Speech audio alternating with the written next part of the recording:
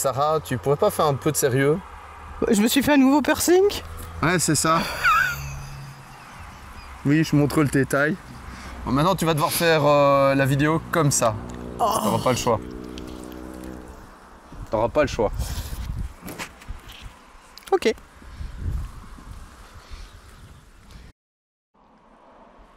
Sois détendu, on a l'impression que tu es au garde à vous. Tranquille, quoi. Comment ça, je suis au garde à vous? Bah oui, bah qu'est-ce que tu veux, je suis de nouveau entouré de 2 motos qui imposent un petit peu le respect, on pourrait dire. Oh ouais, pourquoi pas. Alors, je présente à ma droite CF Moto 800 MTX. Alors, est-ce que le X est égal à Extreme? On va en parler tout de suite. Et de l'autre côté, nous avons la CF Moto 800 NK Sport. Alors, il existe 2 versions, la NK Sport et la 800 NK Advance.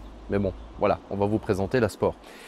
Qu'est-ce qu'elles ont en commun, ces 2 motos-là? Ben, en fait, tout simplement, elles partagent exactement le même moteur qui n'est autre que le LC8C venant de chez KTM qui développe une puissance de 91 chevaux. Ici, donc un petit peu plus, je vais dire, un petit peu plus sage que chez KTM qui est à 95 chevaux. L'autre particularité, le couple 8,9 mètres-kg de couple quasiment pour les deux. Je pense que celle-là c'est 8,1, celle-là c'est 8,9. Donc en fait il y a des cartographies un petit peu différentes et probablement des rapports de boîte qui peuvent être un petit peu différents et qui donnent un couple à la sortie un petit peu différent. Voilà, c'est tout ce que j'avais à vous dire. En tout cas au niveau des ressemblances, c'est qu'en fait elles sont toutes les deux tirées principalement du fait que CF Moto a fait un partenariat avec KTM dont ils produisent les Duke 790 et 890 et les Adventure 790 et 890. Et donc juste ici à côté de moi, vous avez tout simplement le fruit de leur travail, mais basé bien sûr sur la technologie qu'ils partagent avec KTM. Voilà. Bon, allez, on va commencer la vidéo. Je vais vous présenter d'abord celle-ci, parce que j'ai bossé un peu plus sur celle-ci que sur celle-ci. Pourquoi? Parce qu'il y a un petit souci de hauteur de selle pour Sarah. Il y a 870 mm de hauteur de selle pour Sarah et donc elle m'a regardé, elle m'a fait non, je peux pas. Donc je vous ai déjà donné une info, donc voilà. Bon, allez, on se retrouve tout de suite et on attaque sur cette 800 MTX qui a apporté de chouettes surprises. Notamment un clou dans le pneu. 5 € au matin. Allez, vas-y, Gilles, pousse. Allez, pousse. Ah, et tu m'as dit, t'as tout le côté, t'as le côté la caisson. J'ai le soleil là c'est parfait, bouge plus. 91 chevaux sous la selle, un âne au guidon. Bon, c'est moi qui suis l'âne. Voilà. Bon, chers amis, je vous présente donc cette CF Moto, excusez-moi, je suis fatigué. Voilà. À 5 h du matin, une crevaison dans ce pneu de 150 mm à l'arrière a fait que nous avons été obligés de partir en voiture pour travailler. Et ça n'a rien à voir avec le sujet. Comme quoi, on crève tous à un moment ou à un autre. Excusez-moi, voilà, je vais reprendre mon sérieux.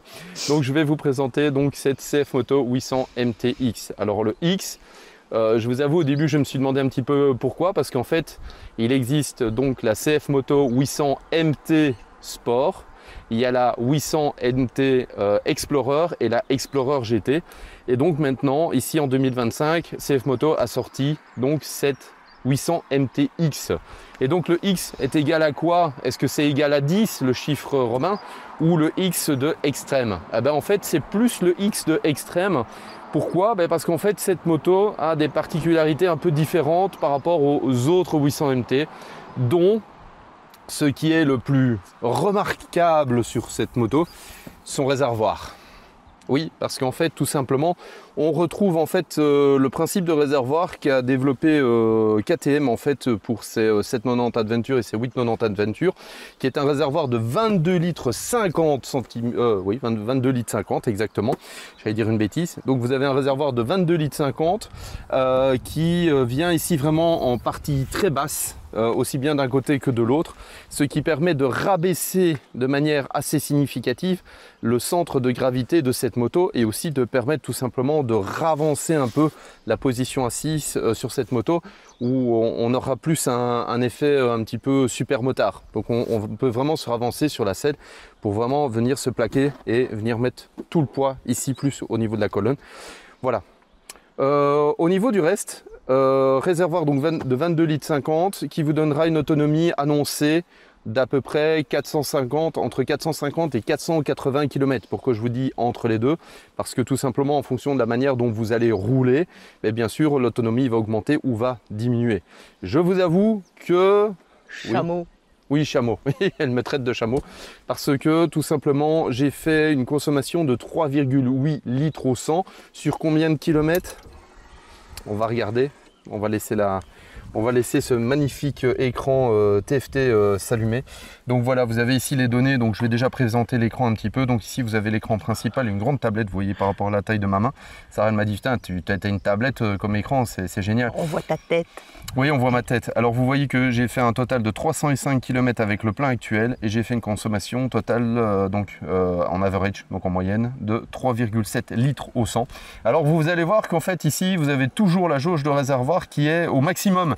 Parce que la petite particularité, c'est que quand vous utilisez le petit joystick ici, vous permet de changer les informations sur le côté droit du tableau de bord. Vous allez voir qu'en fait, il est toujours marqué que j'ai un range supérieur à 180 km. Ça veut dire tout simplement que tant que vous n'avez pas atteint 180 km, plutôt une valeur inférieure à 180 km d'autonomie, vous n'aurez pas votre jauge à essence qui va diminuer. Donc c'est seulement quand il vous restera un peu moins de 180 km d'autonomie, vous allez voir votre jauge qui va vraiment descendre assez rapidement. Donc voilà, alors sur 22 litres 50, je vous avoue que bon voilà, donc je ne peux pas vous dire le range qui me reste exactement, puisqu'il me reste au-dessus de 180 km, mais j'en ai déjà fait 305. Ce qui voilà, vous dit que je ferai à peu près 450, entre 450 et 480 km avec le plein de cette moto.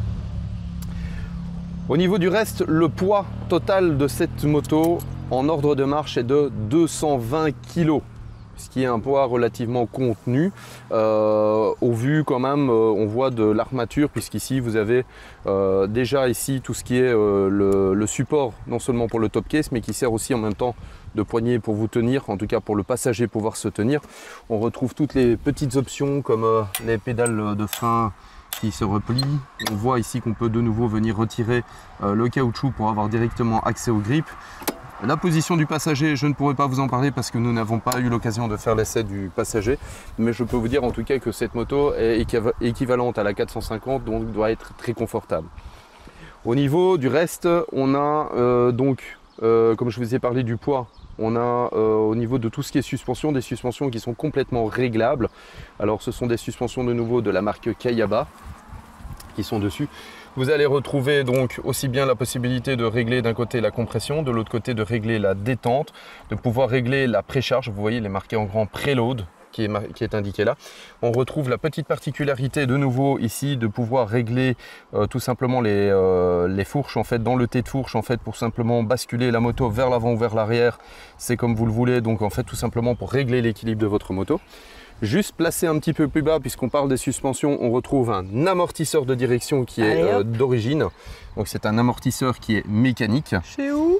Ouais, il est juste là, on voit la tige qui dépasse. D'accord. Voilà, ah oui. Si tu veux, tu peux le montrer. Oui, ça y est. Voilà, on le voit beaucoup plus de ce côté. Voilà, on le voit, il est ici. Donc celui-ci n'est pas réglable, donc celui-ci reste constant et je pense qu'il n'est pas électronique. Je vais voir de l'autre côté. Voilà, si tu veux, je vais faire comme ça. Là, tu le verras peut-être un petit peu mieux. Voilà. Donc cet amortisseur de direction ne sera pas réglable, donc je suppose qu'il est linéaire, quoique je pense qu'il est quand même électronique parce que quand on sent la direction, elle reste souple. Donc voilà. Centrale IMU 6 axes, donc la fameuse centrale inertielle qui vous permettra tout simplement de prendre les freins sur l'angle. Celle-ci aussi va, je vais dire, aider à gérer le cabrage, aider à gérer le freinage. Au niveau de l'ABS et tout ça, donc on a vraiment une moto. Hein? Elle fait tout. elle va apporter beaucoup plus de sécurité entre guillemets au pilotage. Quoique, à un moment, durant notre balade du week-end, à un moment, j'avais pris un petit peu de vitesse, j'ai utilisé le frein arrière et je vous avoue que j'ai pas eu l'ABS qui s'est déclenché tout de suite, donc j'ai eu effectivement un petit peu l'arrière de la moto qui a un petit peu commencé gentiment à danser au moment où j'ai pris le frein. Probablement parce que tout simplement j'ai pris aussi bien de l'avant et de l'arrière, mais certainement qu'à un moment la moto s'est un petit peu plantée de l'avant, l'arrière a un petit peu voulu jouer. Il faut savoir que niveau électronique, vous avez la possibilité donc de désactiver le système ABS sur l'arrière de la moto, je vais vous le montrer après sur le tableau de bord. Vous avez la possibilité aussi de désactiver le traction control, puisque celle-ci est équipée d'un traction control qui n'est que sur une seule position, tout comme l'ABS. Donc il n'y a pas plusieurs modes de traction control. Je t'en prie Sarah, approche un petit peu. Alors je te pose quand même la question, est-ce que pour le moment ma vidéo avait l'air d'être dans l'ordre? Ou ça a l'air un peu brouillon, tu as l'air un peu perdu quand je te l'explique? Non, ça va. Parce que j'ai l'impression que j'ai été un petit peu diffus donc. Alors. Oh là j'ai le soleil. Tu as le soleil? C'est oui, ça que tu veux, c'est la tablette. Ouais, c'est la tablette. Bon, alors, je veux pas mon visage par contre dedans. Alors, au niveau du commodo gauche de cette 800 MTX, on va retrouver la possibilité d'utiliser en fait le cruise control qui fonctionne de manière très simple. Donc tout simplement en fait ici on active ou on désactive le cruise control. Ensuite on appuie sur le bouton 7 pour verrouiller la vitesse et ici on peut appuyer sur plus ou moins pour tout simplement ajuster la vitesse. Ici on va retrouver le fameux bouton mode et donc cette 800 MTX est équipée de 4 modes. Donc on a plutôt 4 ou 3 modes. Attends, je vais pas dire de bêtises. Donc on a le mode pluie, on a un mode off-road où là en fait tout simplement on va pouvoir désactiver effectivement le traction control et l'ABS sur l'arrière. On a un mode standard et puis on a de nouveau le mode pluie. Donc, au total il n'y en a que 3. Si on tient appuyé normalement sur le mode qui est off-road, normalement je pense qu'on peut désactiver, voilà, ici. Quand on tient en fait le bouton mode, quand on est sur le mode off-road, on désactive complètement l'ABS sur l'arrière. Donc en fait quand on est en mode off-road, l'ABS est connecté, mais quand on tient le bouton appuyé, en fait on désactive en fait l'ABS sur l'arrière. Si on réappuie sur le bouton mode une seule fois, on voit qu'en fait tout simplement on va repasser. Voilà, on va repasser les modes et en fait tout simplement à ce moment-là il est réactivé. On tient appuyé, 3 secondes, hop, et celui-ci, hop, se désactive. Et si on tient appuyé, normalement il se réactive. Magie, magie, et voilà. Vos idées ont du génie. Alors au niveau des différents... Merci Sarah. Au niveau des différents menus, c'est simple, vous allez pouvoir entrer dans les menus de cette moto. Vous allez retrouver tout d'abord toutes les informations principales, aussi bien voltage de batterie, température. Wow, c'est pas mal du tout. Voilà, pression des pneus. Alors la pression des pneus, vous l'avez vu, vous l'aviez dans l'affichage principal. Je vous avoue que ça m'a été très utile suite à la crevaison que j'ai eue. On va retrouver les options de connectivité qui sont liées à l'application CF Moto que je ne pourrais hélas pas vous présenter parce que celle-ci est déjà liée à une autre moto. Sinon, il vous suffit de scanner le QR code et puis de vous connecter. Et normalement, la moto est censée se connecter. Sauf que quand un utilisateur est déjà enregistré, vous ne pourrez pas. Il faudra d'abord retirer l'autre personne pour pouvoir vous y connecter. C'est bien aussi comme antivol, non? Oui, aussi. Voilà. On retrouve donc les thèmes, alors c'est mode nuit ou mode jour simplement, donc c'est simplement pour afficher en clair ou en foncé votre tableau de bord, donc il n'y a pas de mode automatique en fait, soit vous choisissez le mode nuit ou soit le mode jour, mais vous n'avez pas deux options différentes. Ensuite, vous pouvez changer les unités, le type de connexion, les informations optionnelles que vous allez pouvoir voir sur le tableau de bord, la luminosité, le paramètre d'horloge, les paramètres de langue, où ici vous allez retrouver tous les langages possibles et disponibles. Reste en français. Voilà. Pas en chinois parce que sinon je me fais tuer. Et puis ensuite, la possibilité de réinitialiser les paramètres si on a fait une bêtise.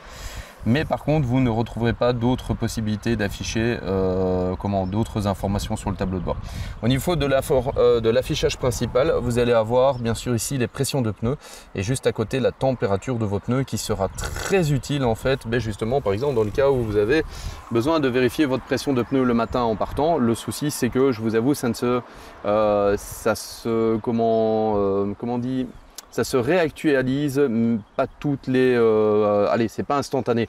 Ça veut dire qu'en fait, il faut réactualiser plusieurs fois avant qui vous affiche la pression réelle. Donc moi je vous avoue, ce matin quand j'ai pris la moto, il m'a affiché la pression qui était bonne et puis à un moment je suis arrivé, j'ai fait 1 km et puis il m'a indiqué qu'il y avait un souci de pression de pneu et c'est pour ça que je me suis retrouvé à devoir laisser la moto chez Sarah parce que il y avait un clou dans le pneu. Voilà.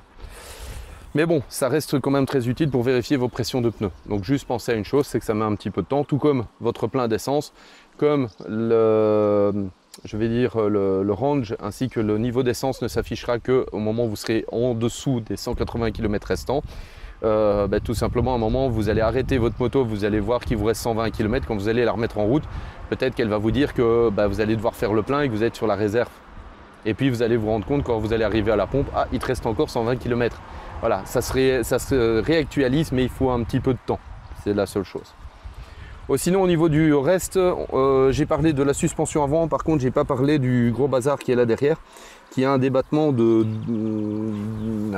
quand même assez important, avec la possibilité ici de l'autre côté, alors par contre là tu vas te retrouver dans la partie obscure, la possibilité de régler en fait cet amortisseur ici en précharge grâce à la vis alors BTR ou Allen si vous préférez, et la possibilité de régler l'hydraulique juste au pied de l'amortisseur. Voilà, on voit la vis de réglage hydraulique qui vous permettra de régler. Cette moto est équipée d'origine d'un shifter. On voit ici le capteur qui permettra tout simplement de détecter le passage des rapports aussi bien à la montée qu'à la descente. Et la possibilité ici toujours de régler en fait votre biellette pour régler la hauteur tout simplement de votre sélecteur de manière assez facile. Alors ne prenez pas en compte ceci, c'est la prise de charge qu'ils mettent chez l'importateur pour pouvoir recharger les batteries de cette moto. C'est la perf! Ouais, c'est la perf. Alors cette moto est équipée d'un système de freinage Rirouane. Youhou! Hop, on avec part. un montage radial avec des flexibles renforcés. Donc on est sur des flexibles aviation si vous préférez, mais on voit que ce sont des flexibles renforcés. Donc en fait on a un feeling de freinage où on a une poignée qui est directement mordante, mais après ça devient linéaire. Ça veut dire on sent vraiment que quand on freine, elle mord et puis après on a beau serrer autant qu'on veut, elle continue de freiner de la même manière, ça reste linéaire en fait. Donc une fois que le mordant a pris, on ne sait pas en avoir plus. Alors ça freine relativement bien, je vous rassure, il n'y a pas de souci à ce niveau-là. Et derrière en fait on va retrouver un monoétrier de frein, mais avec 2 pistons. Rirouane encore, et encore je me demande si c'est même pas un 4 pistons, je vous avoue, non c'est un double piston avec un étrier coulissant, puisque ici on voit en fait les caoutchoucs qui sont là en fait qui permet à l'étrier de coulisser, donc c'est un étrier double piston mais coulissant. Voilà. Au niveau du train arrière, on va retrouver un pneu de 150 sur une jante de 18 pouces à l'arrière, et à l'avant on va retrouver un pneu de 90 de large sur une jante de 21 pouces. Alors quelle est la particularité de mettre une grande jante comme ça devant? Est-ce que quelqu'un le sait? Alors ceux qui le savent, bien sûr, vous n'allez pas être surpris, mais il faut savoir qu'en fait les trails restent des motos qui sont beaucoup plus stables que les autres motos. Par exemple que la NK qui est juste à côté. Pourquoi? Parce qu'en fait tout simplement plus la jante est grande, plus en fait tout simplement elle a de masse, et plus elle est grande, plus elle a d'inertie. Donc en fait tout simplement c'est l'effet gyroscopique en fait qui sera plus important à basse et moyenne vitesse sur ce genre de machine, ce qui lui permettra tout simplement que quand elle va dans, justement, si vous voulez traverser les champs qui sont juste à côté de nous, vous rendra la vie beaucoup plus facile du fait de sa grande jante à l'avant qui va la stabiliser beaucoup plus qu'une jante beaucoup plus petite. Le fait d'avoir des pneus plus fins, le fait que le pneu soit beaucoup plus fin, il y a beaucoup plus d'appui au sol sur une zone que si le pneu était large, où le point d'appui serait beaucoup plus diffus. C'est pour ça que vous avez aussi des pneus qui sont beaucoup plus fins. D'où le fait que cette machine est purement dédiée à l'aventure, donc partir en off-road, partir hors des sentiers et aller titiller, j'ai envie de dire, la nature. Voilà. Je pense que j'ai tout dit, Sarah? Non, les lumières. Tu veux voir l'éclairage? Oui. En fait, l'éclairage est déjà allumé. Donc on a un éclairage full LED. Alors Sarah me disait, vous voyez aussi en fait ce magnifique garde-boue qui est aussi la signature différente par rapport au MT800 Sport et MT800 Explorer. Oui, MT800 Explorer. On va y arriver. Voilà, c'est ce garde-boue. Et alors bien sûr au niveau de l'éclairage, on est sur un éclairage, on peut reconnaître la signature de la MT, et alors surtout le nouveau pare-brise qui est tout simplement réglable à partir d'une molette. Il n'y a pas de système de verrouillage. Aussi bien à gauche qu'à droite. Voilà, on peut le tourner facilement en Tranquille. roulant, ce qui vous permet de le relever et de le rabaisser. Vous avez ce grand pare-brise qui protège quand même relativement bien. Maintenant, je vous avoue que voilà, on reste quand même sur un trail qui est prévu pour faire pas mal de bords, mais c'est surtout pour faire du off-road. Donc comme elle est étudiée un petit peu plus rallye off-road, la protection est plus faite pour des vitesses moyennes et pas des grosses vitesses. C'est clair que quand vous êtes à 120 ou 130 sur l'autoroute, ben, vous allez avoir quand même pas mal de turbulences juste derrière. Alors la seule chose que je n'ai pas mis, nous avons reçu l'option Top Case. Alors Sarah, laisse-moi le temps d'aller. Ouais, moi je fais le tour. Tu chantes une petite musique, Une je sais petite pas. musique, arrête, il fait beau. Et n'empêche, la selle, les gars, une belle petite finition. Hein. C'est quand même important, avoir une belle moto, je suis désolée. Et puis, en fait, c'est une grande selle. Ce qui est bien, c'est que au moins, il y a de la place. Et à mon avis, même le passager, il doit être bien. La hauteur est pas mal. Hein, on est en train de regarder. Ah, je regrette de ne pas être passagère là-dessus. Ah, je vous avoue.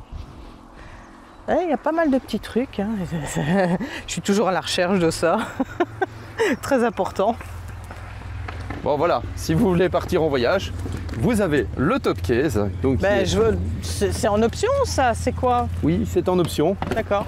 Avec, en fait, c'est assez facile de le mettre en place puisqu'en fait, il vous suffit simplement de venir glisser les ergots. J'étais en train de te décapiter. T'étais en train de me décapiter. Wow, ouais. J'ai l'habitude. Alors, je vous avoue que effectivement, je vous avoue qu'il faut tout simplement. Tu veux qu'on fasse une coupure? Non. Mais en fait, la seule chose, c'est que quand elle est dans le garage, c'est toujours plus facile. Donc en fait, ici, il suffit simplement de bien venir verrouiller. Vous venez verrouiller, voilà, c'est mis. Mais. Quoi? Mon casque. Mon casque, il est où? Oh merde. J'ai kidnappé le casque de Sarah. Alors ce Top Case qui est bien sûr en option est fourni avec une magnifique option. Par contre, il faut faire attention à une chose, c'est que si vous utilisez ce Top Case dans des conditions humides, vous allez devoir penser à une chose, c'est que quand vous rentrez chez vous, si votre moto dort dans un garage, c'est que vous allez devoir laisser celui-ci ouvert pour le laisser sécher parce qu'en fait ce Top Case vous permettra de mettre un casque et de protéger votre casque parce que celui-ci est tout simplement une magnifique couverture. Voilà. Et c'est tout doux, c'est là-bas avec Merlin? Ouais. Bon, ça va, j'arrête avec mes pubs. Ouais, c'est ça.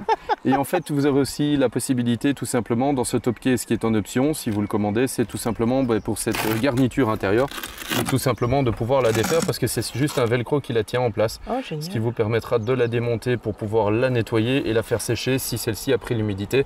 Voilà. Mais vous voyez qu'il y a un très beau joint d'étanchéité qui est ici pour protéger en fait je peux aller faire mes courses, chercher 5 kilos de patates. Alors au niveau du poids par contre, vous voyez qu'en fait il n'est pas indiqué le poids qu'on peut mettre dans le Top Case, il est juste indiqué le poids dans les valises latérales puisqu'en fait cette moto on a la possibilité d'avoir des valises latérales. Les fixations sont déjà prévues, en fait on le voit sur celle-ci, on voit que soit ça a été retiré, soit ils l'ont monté déjà une première fois, mais vous avez ici les points de fixation qui sont là pour mettre déjà toute l'armature pour les valises latérales qui font partie des options comme ce Top Case. Voilà. Et vous voyez ici toutes les informations principales où on vous indique effectivement que vous allez pouvoir embarquer 5 kg d'un côté et 8 kg de l'autre. Vous allez devoir équilibrer tout simplement. Pourquoi 5 kg d'un côté, 8 kg de l'autre? À cause de l'échappement. Parce qu'il va y avoir une valise qui va être beaucoup plus fine que l'autre, parce qu'en fait ici comme il y a l'échappement, forcément cette valise-ci va être un petit peu plus petite pour pas trop dépasser. Donc en fait on pourra mettre moins de poids et puis c'est une question d'équilibre de la moto. Et d'ailleurs ici ils le disent bien, de toujours bien équilibrer ici le poids de la moto, bien faire attention que ce soit bien accroché, bien verrouillé. Vous voyez qu'il y a la petite clé en plus pour verrouiller. Et alors j'aime bien parce qu'ici ils disent c'est quoi, pas d'appareil photo et pas de choses cassantes dedans, c'est ça? Bah écoute, oui, voilà. Je peux comprendre. Vitesse maximum de 120 km/h. Alors pourquoi dans les Top Case ils vous disent comme quoi vous ne pouvez pas dépasser de 120 km/h? Bah c'est simple. Imaginez-vous que maintenant vous perdiez votre Top Case sur l'autoroute parce que tout simplement vous êtes occupé de rouler au-delà des vitesses réglementaires et tout simplement en fait le conducteur qui vous suit pourrait déposer déposer plainte contre vous et vous pourriez déposer plainte contre eux. Tout ça, c'est une question d'assurance. Voilà, donc voilà. En fait c'est simplement une question que vous ne pouvez pas vous retourner contre eux parce que si vous n'étiez pas à la bonne vitesse et que votre top case s'est décroché sur la route, eh ben, c'est de votre faute, voilà. Et alors la petite indication qui est très intéressante ici, donc ne pas en fait passer au nettoyeur à haute pression à moins de 50 cm. À moins de 50 cm pour éviter des risques et de ne pas utiliser des produits mordants pour éviter d'abîmer votre moto. Eh, mon casque, oh, mon casque. Et après moi je retourne avec la beauté qui est là. Ouais. Alors comme je le disais, 870 mm de hauteur de selle, ce qui ne permettra pas effectivement à des personnes de 1m64 avec un entrejambe, avec je vais dire une hauteur d'entrejambe qui, voilà, tu peux faire 1m64, mais si maintenant tu as des très longues jambes et un très petit tronc, tu arriveras à monter. Tu m'imagines 1m64 avoir des jambes aussi longues pour pouvoir monter là-dessus? Mais je vais être difforme. Alors au niveau de la position, désolé, je vous fais un pas de danse, je vais accrocher le tout en passant. Yo, surtout qu'elle est bien inclinée. Voilà. Alors normalement c'est pas comme ça qu'on monte sur un trail, je suis tout à fait d'accord. Mais je vous avoue que comme la béquille est fort inclinée, en plus on est dans le parking incliné. Voilà. Donc au niveau de la position assise, je vous avoue que... Gars, pour une fois c'est pas moi. De quoi? Un petit pas de danse. Ah oui, ben vous voyez effectivement que voilà, moi qui fais 1m quasiment 80, disons 1m78, je vous avoue que je suis quasiment sur la pointe des pieds. Je vous avoue que c'est largement suffisant, hein. On doit juste faire attention effectivement où on pose le pied, de ne pas se faire surprendre. Moto qui a un excellent équilibre puisque à un moment durant une de nos balades ou même entre guillemets dans le trafic, à un moment quand les voitures sont ou même d'autres véhicules sont quasiment à l'arrêt, je vous avoue que pour faire du lent, cette moto a un équilibre phénoménal. Parce que voilà, la position sur cette moto fait qu'on est vraiment très bien placé et elle est très facile à prendre en main et très facile à placer en courbe. Alors c'est une moto qui n'est pas faite pour rouler vite sur le bitume. Qu'est-ce que je veux dire par là? C'est que tout simplement, elle a été étudiée pour aller dans les chemins, mais par contre, effectivement, si vous voulez attaquer comme un singe ou comme je ne sais pas quoi dans les courbes sur le bitume, vous allez vous rendre compte en fait que cette moto, elle a une position très neutre au niveau de sa sensation. Ça veut dire que tout simplement, quand je vais rentrer dans un virage, je ne vais pas avoir une sensation trop sur le train avant ou avoir une sensation trop sur le train arrière. Je vais avoir une sensation assez neutre. Bien sûr, son pneu 90 à l'avant aura vite fait de reprendre la raison sur vous et de vous rappeler à l'ordre parce que tout simplement, il n'est pas fait pour ça. Alors les pneus sont de la marque CST, qui est une marque chinoise qui produit des pneus quasiment pour entre guillemets que toutes les grandes marques chinoises utilisent, notamment ici CF Moto. Alors je vous avoue, en termes d'adhérence, j'ai vraiment pas eu de soucis. En termes de sensations et autres, j'ai vraiment pas eu de soucis. Par contre, je ne pense pas, alors même s'il y a une centrale inertielle, je ne pense pas qu'elle soit équipée d'anti-wheeling. Donc vu le couple du moteur, ça peut aller vite pour lever cette machine. Voilà, je pense que j'ai tout dit. On n'a pas entendu le moteur. Alors Sarah, tu as tout compris ou pas? J'ai compris qu'elle était trop haute, ouais. Alors elle n'est pas très bruyante. Bien sûr, elle a ces nouvelles normes Euro 5+.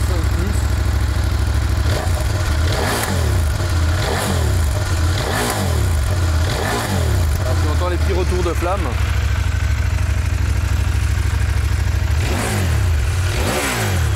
Voilà. Le moteur n'est pas forcément très bruyant, mais c'est pas le but.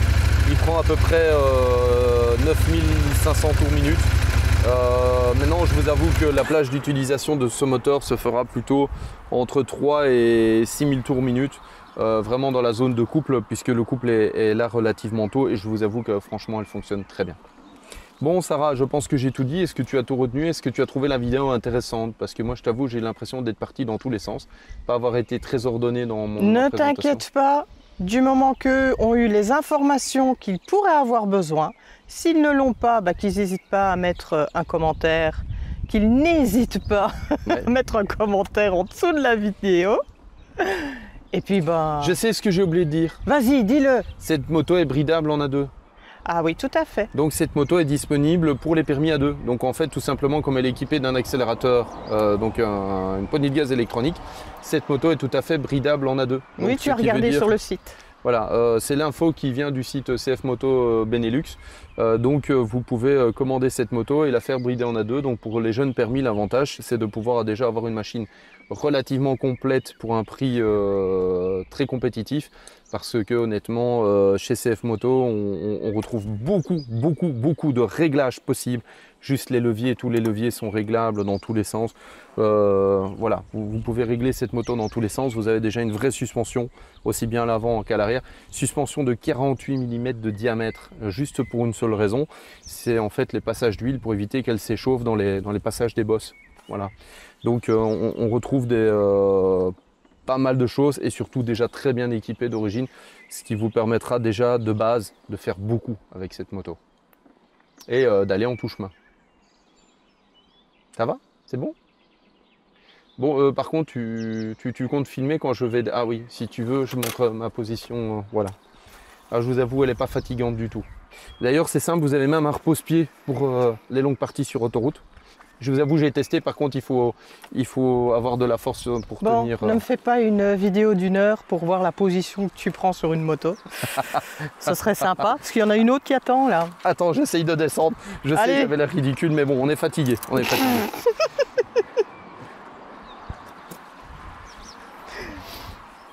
Trop haut pour moi, trop haut.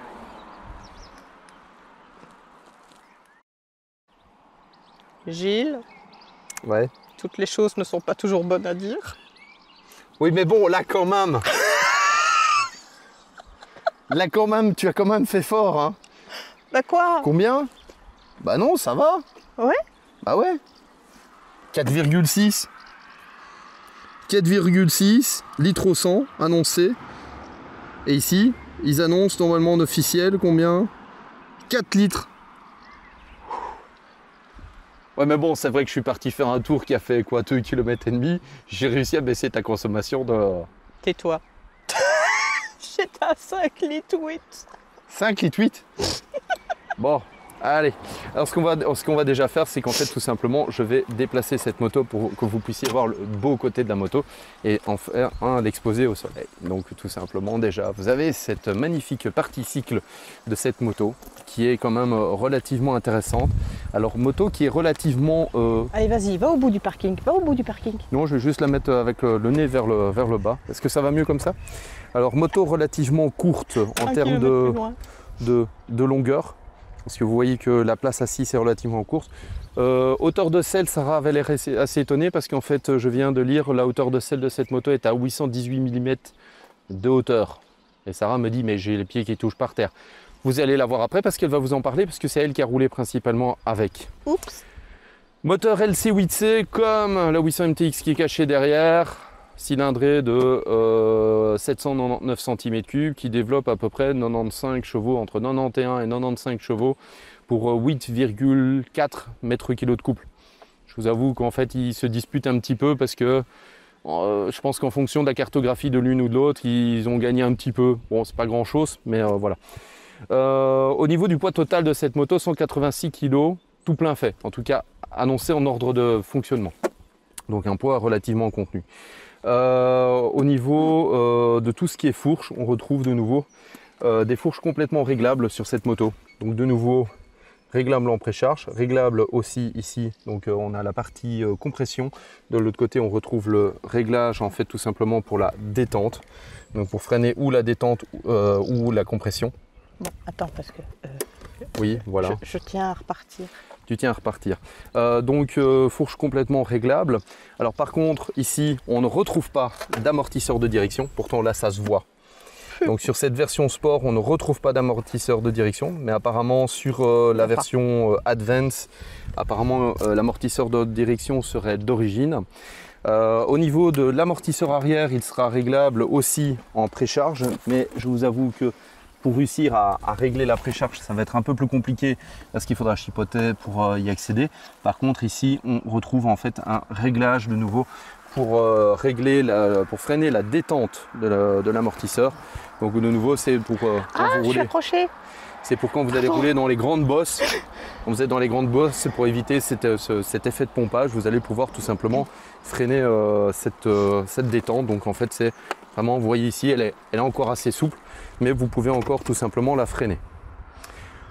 Au niveau boîte de vitesse, cette moto n'est pas équipée de shifter d'origine. Pourtant, comme c'est le même moteur que celui qui est là-bas, je suppose qu'en option, il y a la possibilité d'avoir un shifter. Ou sinon, sur la NK Advance, je vous avoue, je n'ai pas regardé toutes les données, mais je pense qu'il est compris d'origine sur la NK Advance. Les gens iront voir. Oui, les gens iront voir. Sarah m'a fait remarquer une petite chose au début de semaine, ce magnifique cache en plastique, où on croirait qu'en fait c'est une prise USB parce qu'il y a le logo USB dessus. Eh ben, surprise, non, voilà. C'est une option! Oui, donc en fait sur cette 800 NK Sport, si vous souhaitez tout simplement avoir une prise USB, vous devrez débourser la valeur de à peu près 50 € pour pouvoir tout simplement y intégrer une prise USB qui aura une USB type C et une USB type A. Donc vous aurez les deux pour pouvoir charger votre moto en 16 watts. Si l'info peut vous être pratique, simplement vous chargerez un peu plus en rapide que sur un chargeur traditionnel. Au niveau de l'avant, on va retrouver en fait tout simplement toujours un système de freinage rear one, donc double étrier, 4 pistons, montage radial rear one avec ici de nouveau du RIT renforcé, ce qui lui donnera un feeling de freinage où de nouveau on va avoir un frein qui va mordre tout de suite. Mais par contre, une fois qu'il aura mordu, ça va être linéaire. Voilà, ça ne va pas continuer. Voilà, mais ça freine très bien. Voilà, il n'y a vraiment pas à s'en plaindre. Au niveau de l'arrière, on va retrouver. Alors là, je vous avoue que je découvre un petit peu, mais on retrouve en fait tout simplement un étrier flottant.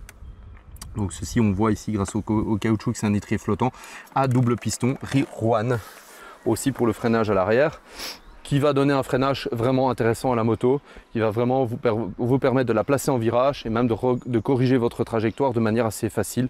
Franchement, c'est une moto qui fonctionne très bien. Au niveau de la position sur cette moto, je vais attaquer directement sur la position. On va avoir une position un petit peu, j'ai envie de dire neutre, parce qu'on n'est pas vraiment basculé sur l'avant. On est un petit peu basculé sur l'avant, mais pas trop. On est vraiment assis dans la moto. On voit que ce réservoir remonte assez fort. Réservoir de 15 litres maximum. Donnera une autonomie facilement de 300 km. Parce qu'à 4 litres au 100, si on fait 15 litres par rapport à 4 litres au 100, on fera quasiment 300 km avec. La sensation sur le train avant est assez sympathique, mais on a une moto qui est très neutre en sensation en entrée de virage. Ça veut dire qu'en fait on ne va pas vraiment sentir le train avant, on ne va pas vraiment sentir le train arrière. En fait on va sentir les deux. Le fait que ce modèle sport ne soit pas équipé d'amortisseurs de direction va vous obliger tout simplement à bien régler en fait votre amortisseur arrière, parce que moi, au vu de mon poids, en fait tout simplement juste le fait d'utiliser le couple de la machine, on sent vraiment que la machine va s'écraser de l'arrière. Donc le train avant va devenir un peu plus léger et à chaque fois qu'on change de vitesse, on sent en fait que la direction est très légère.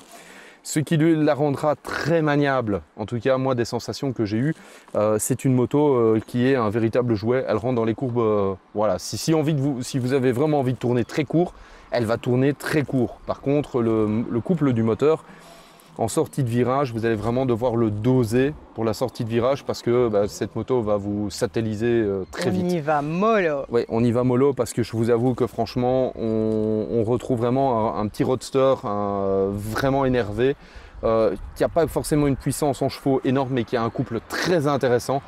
Et voilà, pour celui qui sait l'utiliser, ce sera difficile à suivre. Pour d'autres qui auront des... Voilà. Et Sarah, elle me regarde avec un grand sourire parce qu'après, elle vous en parlera. Alors, petit écran TFT très sympathique sur ce Roadster. On retrouve ce magnifique petit logo qui est typé NK.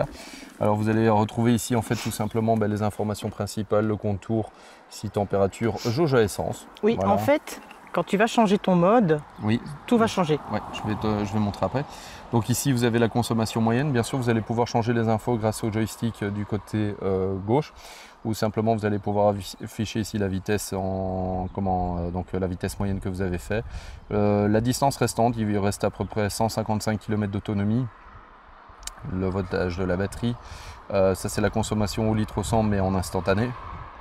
Et le temps passé au guidon depuis la dernière fois où ça a été remis à zéro. Donc elle a passé 5h49 au guidon de cette moto. Vous allez retrouver ici le bouton mode du côté gauche. Voilà, vous allez faire une simple pression. Vous allez être obligé de couper les gaz ou de lâcher les freins. Et ils le disent bien. Donc en fait, Oui. si vous gardez, je sais pas si. Les freins, ça j'ai pas essayé, mais tu dois absolument couper les gaz. Ici, il était marqué le frein et les gaz. En fait, il faut ni freiner ni avoir les gaz pour changer le bouton. Pour changer les modes. Donc vous allez avoir 3 modes. Donc vous avez le mode sport. Vous voyez l'affichage qui vient de changer. Vous voyez en fait un affichage beaucoup plus simpliste avec les informations vraiment basées qui sont là. Ensuite vous avez un mode rain où encore les informations sont encore différentes. Et vous revenez en fait au mode street, celui que je vous avais présenté au début. Ensuite vous allez pouvoir entrer dans le menu. Dans ce menu vous allez pouvoir changer certaines options. Donc, comme par exemple ici driving mode, vous allez pouvoir retrouver les 3 modes qui composent cette moto et pouvoir changer les units, faire les connexions via votre téléphone, afficher les informations optionnelles, changer la luminosité, le trip reset, l'overspeed alarm que Sarah avait testé dans une autre vidéo où en fait, bon, il y a quelqu'un qui a fait une petite blague, il l'a mis à 291 km/h. Il faut déjà y aller jusque là. Donc en fait c'est simplement, vous aurez un petit affichage, un petit encadré dans le coin de l'écran qui vous affichera en fait quand vous êtes au-delà de la vitesse que vous avez programmée. Donc si vous mettez 120 km/h, dès que vous allez atteindre les 120, vous avez un petit panneau qui clignotera, qui vous indiquera attention. Qui est quand même assez discret. Voilà, qui est quand même assez discret. Mais bref, voilà. Donc, ici, du moins sur l'autre moto. Ici, je ne comprends pas pourquoi il y a quelqu'un qui a mis 291 km/h alors qu'en fait, tout simplement, il suffisait de le mettre sur off. C'était aussi simple que ça. Ou il y a quelqu'un qui a tenté de battre des records de vitesse, mais bon, en Belgique, à moins que sur piste, mais voilà. Ouf. Alors ici, oui, ça c'est toutes les informations, donc en fait tout simplement de la moto. Donc ici on retrouve les informations qui sont liées, voltage, ce qui reste comme kilomètre, température du moteur. Vous allez retrouver les informations en fait principales de l'odo. Donc cette moto a 9294 km. Elle a fait un total de 192 heures de roulage. Avec une vitesse moyenne, donc ça ce sont des infos qui restent. Alors ici vous avez de quoi en fait tout simplement voir les défauts moteurs s'il y en a, et ensuite ici c'est toutes les informations de service. Donc le prochain entretien devra être fait dans 4197 km. Et ensuite vous trouverez les informations versant, mais ça c'est pour les mises à jour au cas où il devrait y en avoir une. Alors on retrouve les options de connectivité pour le téléphone, mais je ne pourrais pas vous les présenter puisqu'il faut tout simplement que l'application soit libre pour moi pour pouvoir le faire. Ici on retrouve de nouveau le menu puisque je n'avais pas eu terminé. Alors donc on avait l'overspeed alarme, ensuite on avait le fameux ESS qui est en fait simplement de faire clignoter donc c'est pour faire c'est pour faire clignoter juste les clignotants arrière, même pas les avant. Donc c'est juste en fait qu'on va faire un freinage d'urgence. Donc ici ils le disent, donc c'est emergency braking, turn light, wheel to remind. The rear vehicle. Donc en fait c'est simplement ça va faire clignoter les clignotants arrière au moment où vous allez faire un freinage assez appuyé et que vous allez perdre énormément de vitesse en très peu de distance, et donc en fait ça va permettre de prévenir à ceux qui vous suivent de faire attention, vous faites un freinage d'urgence. Alors vous allez pouvoir changer ici le time setting, le gear change reminder. Donc ça c'est de nouveau le shift light. Donc simplement ici, voilà, je sais que Sarah n'a pas pris de shift light parce que sinon elle se serait rendu compte à un moment que ça clignotait dans tous les sens. Non, j'ai pas pris. Non, il est en train de foutre le bordel. Voilà, je vais lui mettre comme ça, elle se fera plaisir, elle pourra. Voilà. Alors par contre en termes de langage, celle-ci aura un langage un peu plus simple puisqu'on va retrouver du chinois, de l'anglais et de l'espagnol. C'est ça, mets-le sur chinois, tu vas voir. Je pense que la responsable elle va me tuer. Ensuite, vous allez pouvoir faire un reset all si vous ne vous rappelez plus de tous les paramètres que vous aurez pu changer. Donc il n'y a pas la possibilité de régler votre tableau de bord dans d'autres configurations que celles que vous voyez actuellement, en tout cas que vous avez vu actuellement. Pas la possibilité de désactiver le traction control ou l'ABS. Il faut savoir que je ne suis même pas certain qu'il y ait un traction control dessus parce que je n'ai pas de logo traction control quand cette moto ici est à l'arrêt. Il n'y a pas d'anti-wheeling. Par contre, apparemment, il y a quand même une centrale inertielle à 6 axes qui permettra tout simplement d'aider cette moto à rentrer dans les courbes et surtout sur le freinage sur l'angle, puisqu'en fait à la base la centrale inertielle elle est là, c'est pour le freinage sur l'angle pour vous éviter de vous retrouver par terre. Voilà. Au niveau pneumatique, à l'avant, si je dis pas de bêtises, on est sur un... Attends, je vais repasser devant. Je vous avoue que j'ai pas regardé les valeurs. Alors nous sommes sur quoi comme dimension? Nous sommes sur du Bridgestone et non pas sur du... Alors je pense que les pneus ont déjà été changés parce que cette moto a plus de 9000 km. Oui. Donc je pense que c'est chez l'importateur qu'ils ont changé, sinon on est sur du CST d'origine. Donc ici on est sur du 120 à l'avant et à l'arrière on va être sur du probablement 150 ou 160. Donc je regarde, où est-ce que je le vois? 180. Donc on est sur un 120 à l'avant et un 180 à l'arrière. Donc ce qui est, je vais dire un petit peu la norme pour les sportifs. Et voilà. Donc après vous pouvez mettre ce que vous voulez. Ici ils ont choisi de mettre du Bridgestone S23. Donc les nouveaux pneus de chez Bridgestone. Voilà, je pense que j'ai fait un petit peu le tour de tout. Sarah, je te pique la caméra parce que comme tu as roulé avec... Le moment que je n'aime pas. Le moment que tu n'aimes pas. Vas-y, passe devant la caméra. Tire bien sur ton t-shirt. Vas-y, tire dessus. Le moment que je n'aime pas. Comme hélas, en fait, tout simplement, la 800 MTX était trop haute. En fait, voilà, moi j'ai roulé principalement avec la 800 MTX et Sarah a roulé principalement avec ses 800 NK. Elle s'est fait quelques petites frayeurs. En tout cas, elle a beaucoup souri. Elle a beaucoup rigolé dans son casque. C'est pas des frayeurs, j'ai été impressionnée. Je dirais plutôt ça. Je ne m'y attendais pas. Okay. C'est une moto qui donne la banane. Alors, elle n'a pas l'air comme ça, hein, c'est une 800, hein, pour ceux qui sont habitués avec les 1000 et plus. Oui, mais c'est quand même une 800, c'est quand même plus... C'est quand même une 800. C'est quand même une cylindrée qui est plus importante que ta 650, ta CB 650. Alors, attention, ne confonds pas. J'ai un 4 pattes, c'est un 2 pattes. T'as dit comme ça pas. Ok. C'est un truc d'ancien motard. Ouais.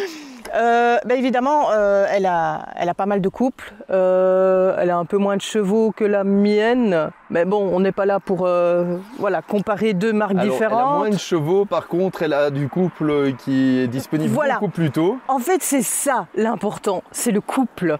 On se trompe souvent avec les chevaux, mais sur la route de tous les jours, les gars, c'est le couple. Enfin, en tout cas pour moi, c'est le couple qui compte. Ok. Qu'est-ce que je pourrais dire? Alors, tu m'as dit qu'en fait, dans la circulation, le seul petit point faible que tu avais Justement, j'allais te le dire. En ville, je vais commencer avec la ville.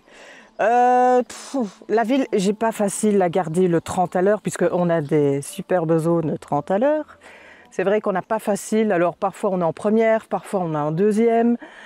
Tout dépend si ça monte, ça descend. Enfin, je ne vous fais pas le topo, vous devez certainement avoir des problèmes aussi, surtout si vous avez une KTM. Donc c'est assez difficile de garder le 30 à l'heure. Le 50, ouais, allez, on se tape en deuxième, c'est juste, hein, mais parce qu'on sent la petite secousse, quoi. On sent que la moto, elle a 50. On sent que le moteur n'aime pas, en fait. Non, il n'aime pas, il a envie d'aller un peu plus vite. On sent que c'est un moteur qui a besoin de vivre. Hein. C'est un moteur qui a besoin de vivre. Voilà, en agglomération, voilà. En agglomération, donc là je parle de 70, 90. Le fait de suivre des automobilistes, d'autres motards, peu importe, c'est limité à 70, 90, c'est tout. J'ai jamais dépassé la 4e vitesse. Ouais.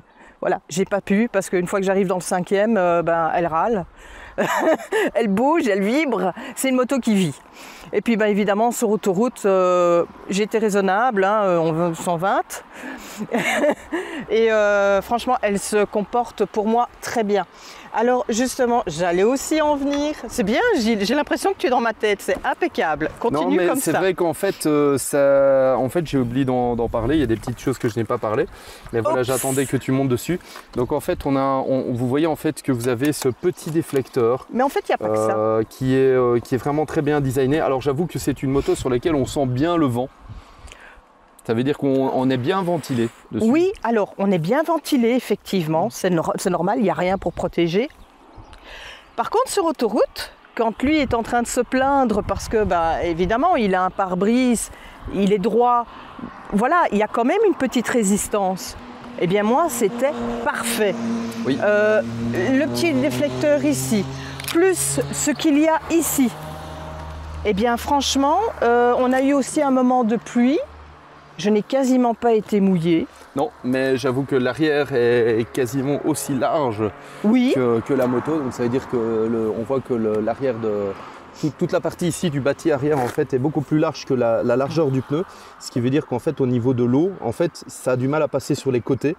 Donc en fait Sarah n'est pas vraiment mouillée de l'arrière en fait. Oui, donc toutes les projections et compagnie, je peux pas dire que j'en ai profité. Non. On va dire ça comme ça. C'est ça. Et alors, sur autoroute, eh bien, moi, j'étais vraiment tranquille. Je n'ai pas senti une pression sur le torse comme on a d'habitude, notamment comme j'ai avec ma moto personnelle. Hein, ou alors, comme tu m'expliques quand tu roules avec une sportive, qu'arrivé à une certaine vitesse, ben, tu es content parce qu'au moins tu peux t'appuyer sur le vent. C'est ça. Ici, je n'ai rien eu. Franchement, j'ai été étonnée. Je me suis dit, mais j'ai même pas de visière ni quoi que ce soit. Voilà, il n'y a rien. Impeccable. Alors vous allez voir qu'il y a même le petit dessin au niveau du garde-boue. Oui. Vous voyez, il est formé d'une certaine manière et il est très court. Ce qui veut dire que forcément, comme le sens de rotation de cette roue va dans ce sens-là, vous risquez d'avoir l'eau à un moment qui va revenir et quand il y a des grandes pluies qui va remonter au niveau du casque. Écoute, jusqu'à présent, je n'ai pas eu. Bon, après, on n'a pas eu non plus une pluie non. intensive. Ouais, voilà. On n'a pas eu des routes détrempées. Qu'est-ce que je pourrais dire d'autre? Écoute, j'ai parlé de la ville, j'ai parlé de l'agglomération. L'autoroute, j'ai aucun souci. Souvent, je change de mode, tout dépend où je me trouve. Évidemment, si je suis en ville, je vais mettre le mode rain. Comme ça, la sensibilité, la poignée de gaz va être un peu plus fine. Tout à fait différente. Donc, non, la petite mouchette, tu rentres pas chez moi. Merci. Voilà, donc je change à chaque fois de mode, puis 70-90 le mode street. Évidemment, sur autoroute, on met le mode sport parce que il faut être attentif à tout. Hein. On sait comment les automobilistes nous perçoivent. Et puis c'est comme ça que tu te retrouves à faire 6 litres 8 au 100. Non, c'était 5 litres 8. Oui, 5 litres 8. N'exagère pas s'il te plaît. Mais j'en suis malade. Alors, dernière question que j'ai à te poser. Oui. Bon, cette moto est disponible à 2, donc oui. Ça veut dire qu'elle est bridable en A2. Est-ce que tu la conseillerais à un permis à 2 ? Est-ce que quelqu'un qui vient de passer son permis, est-ce que tu le conseillerais de se jeter directement dans le grand bain ? Oui, vous voyez mon ombre. C'est les grands signes. Youhou, je suis là. Écoute, moi je la connais en tant que permis A. Oui. Puisqu'elle n'est pas bridée. Et là, je te dirais... Tu roules avec moins de motos puissantes que moi. Oui, mais je commence à prendre goût aux sportives. Je te rappelle les motos que tu m'as fait essayer juste avant. Ok. Donc, mais franchement, tu la conseilles. Est-ce que tu conseillerais à un jeune permis à 2 de se lancer dans le bain directement ? J'hésite. Je t'avoue, j'hésite. En permis A2, de toute façon, elle est limitée. Mais la puissance, le couple, il est quand même là. Oui. On est bien d'accord. Oui. Franchement, à tout ce que j'entends, tout ce que... Non. Elle me fait un peu peur. Juste en fait que c'est une moto qu'il faudra quand même un minimum d'expérience. Et d'ailleurs, oui. La responsable de chez BW Import, avec qui on en a parlé, elle avait dit qu'en fait cette moto lui faisait un petit... C'est pas peur. Non, c'est pas peur. Mais cette moto l'impressionne. Oui, voilà. Voilà. Et pourtant, elle roule quand même avec des motos aussi. Mais elle a beaucoup moins d'expérience et elle a dit qu'elle ne préférait pas rouler avec parce qu'elle sait qu'elle pourrait se faire peur ou se faire... Alors, voilà. je dis non, moi, de mon côté, parce que la connaissant en permis A, je vous avoue que je suis obligée de rouler avec mon Coyote.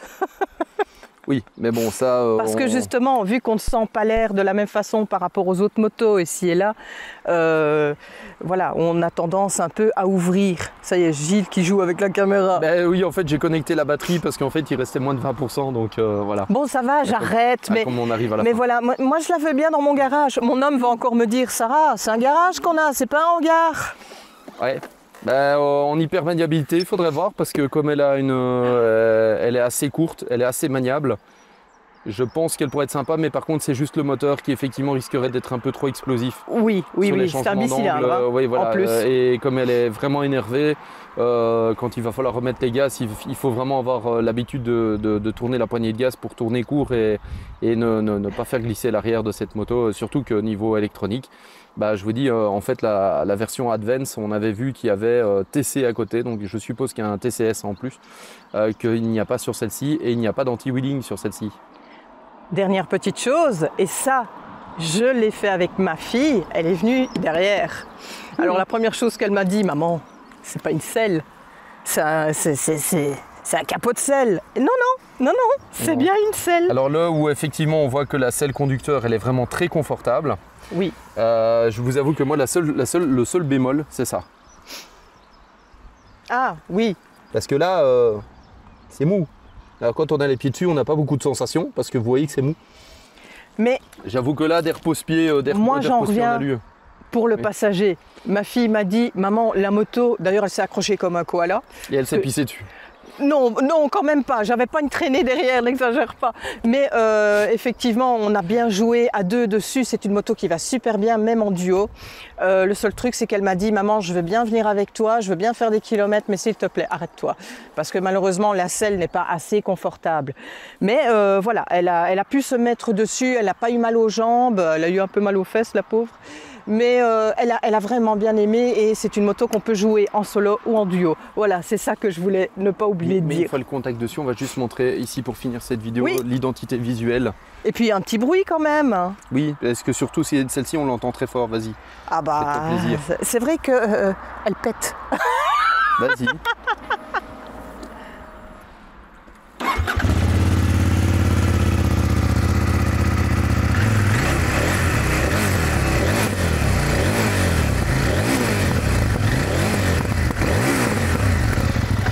On entend effectivement qu'il y a des retours de flammes au niveau de l'échappement et on reconnaît à 100% en fait l'identité du moteur LC8C de chez KTM pour cette moto. Bon, on finit cette vidéo. Allez, viens, approche. On va se remettre face caméra, hein. On va essayer de se mettre dans le soleil. Hein. Si vous avez aimé cette vidéo, n'oubliez pas de liker, hein, bien sûr. Et si vous avez des questions, de les laisser en commentaire, positifs, négatifs, du moment que c'est constructif. Ça sert à rien de venir incendier la page pour rien. Bon, voilà. De toute façon, vous inquiétez pas, on a des abonnés qui s'occuperont de vous. Voilà. Pour le reste, si vous avez aimé cette vidéo et que vous l'avez trouvée intéressante, n'hésitez pas à la partager avec vos amis. Voilà. Ouais, et puis, ça serait chouette. N'oubliez pas de vous abonner aussi si vous voulez suivre la suite de nos aventures. Et puis, si vous avez des trucs astuces, si vous voulez voir d'autres choses dans les vidéos, n'hésitez pas. Bon, en attendant, on va vous laisser parce que nous, on est debout à 4 h. Et là, il commence à être tard. Hein? Bon, on y va? Oh oui. Je vais aller m'amuser, moi. On va demander aux ouvriers qui viennent de passer s'ils veulent pas nous embarquer parce que je suis fatigué. On met la voiture dans les camionnettes, non? Non, la voiture dans les camionnettes, là. Ouais, oh là. Bon, allez, sur ça. Mais t'en allais faire dodo, toi? On fait un smiley? On fait un smiley. Non. Moi, je retourne avec celle-là. Oh, tiens, je te rends la caméra. Non. Tiens, reprends-la. Mais non, attends, regarde, je vais faire. Mais qu'est-ce qu'il va encore me faire? Ouais, mais c'est pas juste, toi tu peux rouler avec. Moi je peux pas rouler avec l'autre. On ne peut pas rouler sans équipement. Mais non. Intenable. Vous le voulez? Je vous le donne. Vas-y, ramène la 800 MTX. Bon allez, à bientôt. Non, Gilles. Quoi? Moi je reviens toute seule, à pied. Tu te démerdes avec l'autre là. Mais vas-y. Non, tu te démerdes. Non, tu te démerdes. Mais tu vas pas la laisser toute seule là en plein milieu de ce parking? Ah ouais? Tu veux voir? Oh. Je m'en fous, j'ai ton casque. Oh merde, il a mon casque. Oh l'andouille. Tant pis. Tu sais comment je te fais une blague? Non, mais toi tu vas comprendre. Gilles, un bon conseil, rends-moi mon casque ou je fais du bowling. Tiens, je te rends ton casque. Il a déposé le casque. Mais il n'est pas possible. Je vous le dis. Je vous le donne. La valise. Il m'a déposé la valise, le con. Oh. Et n'empêche, il y a un petit dossier, les gars. Ah, m'a fait peur. Allez, va jouer plus loin, sale gamin.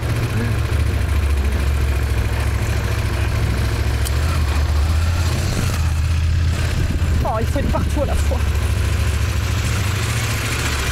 Ah.